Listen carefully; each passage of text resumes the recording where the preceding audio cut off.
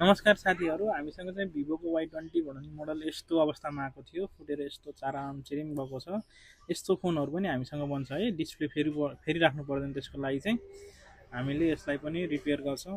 अगाडिको layer glass मात्रै change गर्न मिल्छ। यसरी काटेर फेर्छौँ हामीले है। तपाईँहरू पनि यस्तै समस्या भने Bageshwari mobile and electronic centre Gajuri धादिङमा सम्पर्क गर्न सक्नुहुन्छ। यसरी पञ्चिङ गर्छौँ हामीले, पञ्चिङ मेसिनमा राखेर। हामीसँग चाहिँ सबै आधुनिक प्रकारका मेसिनहरू छन्। यस्ता मेसिनहरूबाट हामी आधुनिक तरिकाले रिपेयर गरेर दिन्छौँ। तपाईँको फोन नयाँ जस्तै हुन्छ। पञ्चिङ गरेर बबल रिमुभरमा हालिसके पछाडि नयाँ जस्तै भएर निकालेर दिन्छौँ हामी। जस्तो हजुरको नयाँ थियो त्यस्तै हुन्छ। त्यसको लागि डिस्प्ले फेरिरहनु आवश्यक पर्दैन। बबल रिमुभरमा हालिसक्यौँ हामीले। अब यस्तो भएर निस्क्यो। ल, अगाडिको ग्लास अगाडिको यस्तो थियो, अहिले यस्तो भएको छ। Thank you for watching.